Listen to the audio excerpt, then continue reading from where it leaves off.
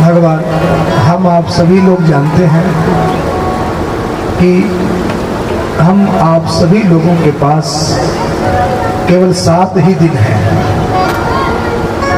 रवि, सोम, मंगल, बुध, गुरु, शुक्र, शनि और बोलो ना रवि। इस 7 वार की जो पद्धति है सनातन धर्म में, ये सप्तवार की पद्धति हमें ये बार बार क्लिक करती है, जगाती है कि ध्यान दे लेना। तुम्हारे पास में सिर्फ यही 7 दिन हैं। भागवत के आरंभ में परीक्षित ने भगवान सुखदेव से यही पूछा, बोले प्रभु म्रियमाणस्य किम कर्तव्यम, जो मरने वाला हो उसका क्या कर्तव्य है। और केवल ये बात समझाने के लिए कि मरने वाले को क्या करना चाहिए, श्री सुखदेव भगवान ने 7 दिनों की ये कथा सुनाई।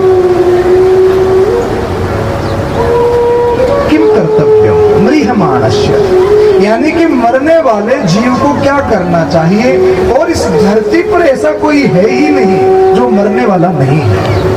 हम आप सब एक दिन मृत्यु को प्राप्त होंगे, ये परम सत्य है। और मरने वाले को क्या करना चाहिए, 7 दिनों का ये अनुष्ठान हमको सिखाता है। भागवत कथा केवल ग्रंथ नहीं है, संत महापुरुष कहते हैं आर्ट ऑफ लिविंग, जीवन जीने की संपूर्ण कला श्रीमद् भागवत में है। आदमी को मरना कैसे चाहिए ये भागवत कथा सिखाती है, जीना कैसे चाहिए ये राम कथा सिखाती है। इसलिए राम जी का जन्म पहले हुआ, कृष्ण का जन्म बाद में हुआ। राम कथा पहले लिखी गई, कृष्ण कथा बाद में लिखी गई। जीवन का मतलब ही मृत्यु है, क्योंकि जो जन्मेगा वही तो मरेगा। जन्म से लेकर मृत्यु तक की जो यात्रा है वो यात्रा भागवत कथा से पूरी होती है। अंग्रेजी में थोड़ा बहुत जो ABCD जानते हैं उनको पता होगा। अंग्रेजी में B का मतलब होता है बर्थ,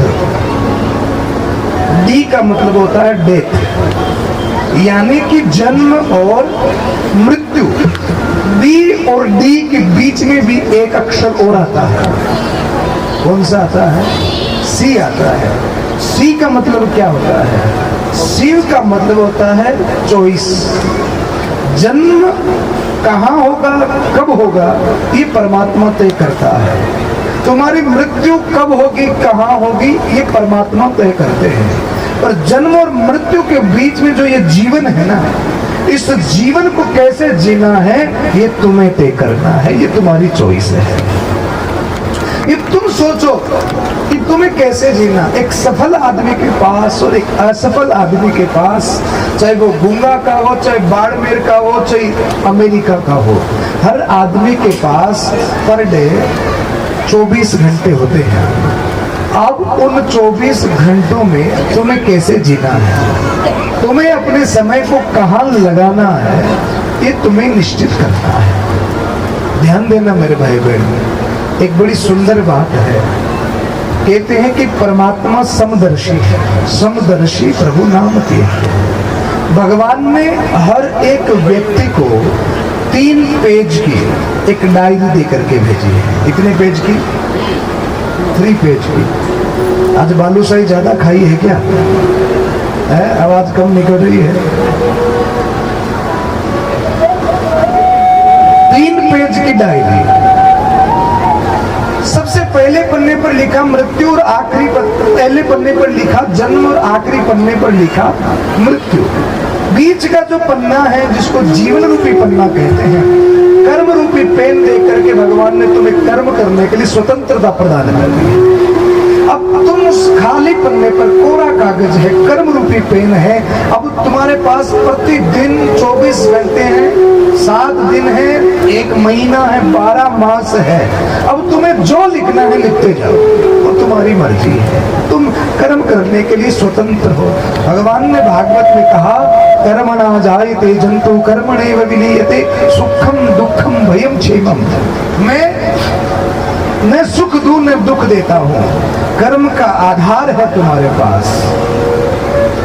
महाराज ये जो 7 दिन आपने जो सत्कर्म किया है, सत्कर्मों सूचको नो, ये जो 7 दिन आपने इस दिव्य पंडाल में बैठ करके हरि कथा का श्रवण किया है, 7 दिनों में कितनी अच्छी अच्छी दिव्य दिव्य बातें सुनी। कहीं ना कहीं सत्संग इसलिए जरूरी हो जाती है, जिस प्रकार इस शरीर को स्वस्थ रखने के लिए रोज नींद, भोजन और पानी, व्यायाम की आवश्यकता होती है। अगर 5-10 दिन नींद न लो तो माताओं क्या होगा, बोलो ना। 10 दिन नींद नहीं आवे तो क्या होगा? बोले महाराज गलियों में भाटे फेंकते, पत्थर फेंकते मिलेंगे।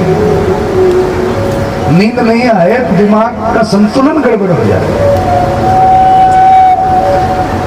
भोजन, जल के बगैर तो घंटे भर भी रहना मुश्किल है इस गर्मी में। तो जिस प्रकार शरीर को स्वस्थ रखने के लिए पर्याप्त नींद, जल, भोजन की आवश्यकता है, उसी प्रकार अपने मन, मस्तिष्क, बुद्धि को पवित्र रखने के लिए सत्संग की आवश्यकता है। सत्संग बुद्धि, चित्त की शुद्धि के लिए आवश्यक है। एक घड़ी आधी में पुनियाद, तुलसी संगत साधु की कटे कोटि अपराध। मन आपका शत्रु भी है, मन आपका मित्र भी है। पर मैं आपसे जानना चाहूंगा एक बात और, एक आदमी वो जो मन को नौकर मानता है, एक आदमी वो जो मन को मालिक बना करके रखता है। बोलो ना माताओं, मन नौकर होना ठीक है कि मालिक होना ठीक है? बोलो ना देवियों, नौकर। वाह, मन का नौकर होना ठीक है। मन मालिक बन जाए तो मामला गड़बड़ हो जाता है। मन के मते न चालिए पलक पलक मन, और मन पापी चंचल चित चोर। श्रीमद् भगवत गीता में जब गीता श्रवण कराते हैं भगवान अर्जुन को, तो अर्जुन कहता है ठाकुर चंचलम ही मन है कृष्ण। कृष्ण आप जो कह रहे हो वो सब ठीक है, पर चंचलम ही मन है कृष्ण। मेरा मन चंचल है, काबू में नहीं आ रहा है कि कभी कहां दौड़ रहा है, कभी कहां दौड़ रहा है। अब ये बताओ कि मैं अपने मन को कंट्रोल कैसे करूं?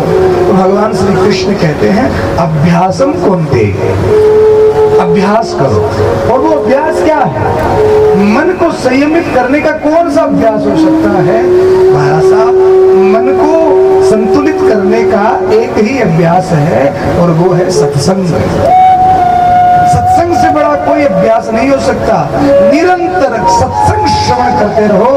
एक दिन ऐसा आता है रस्सी आत जात है सिर पर पड़त निशान। सत्संग नित्य श्रवण करने चाहिए। जैसे रोज भोजन, रोज नींद, रोज जल, वैसे रोज सत्संग में अपने मन को लगाओ। बड़े बड़े महापुरुषों के अच्छे अच्छे विचारों को श्रवण करो। आज तो टेलीविजन का ऐसा साधन है, मोबाइल का ऐसा साधन है, बड़े से बड़े महापुरुष को आप घर बैठ करके सुन सकते हो। और रोज ऐसी आदत बनाए कि 1 घंटे 2 घंटे तो सत्संग को श्रवण करें। श्रवण के साथ साथ अपने चिंतन को बढ़ाएं। देखो, एक प्रश्न मैंने आपसे पहले किया था कि जीवन लंबा होता है कि छोटा होता है, याद है कि नहीं? सुख में जीवन हमेशा छोटा लगता है, पर दुख में जीवन लंबा हो जाता है। सुख और दुख ये केवल आपके मन की स्थिति है। मन के हारे हार हैं और मन के जीते जी। बोलते हो ना ऐसा? ये सुख और दुख आपकी मन की स्थिति है। अगर आपका मन आपका मालिक है तो वो बार बार आपको दुखी करेगा। मन अगर आपका नौकर है तो वो मन, आप जो कहेंगे वो मन करेगा।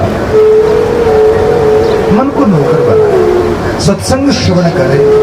और गूंगा गांव में पिछले 7 दिन से ये हरि कथा चल रही है।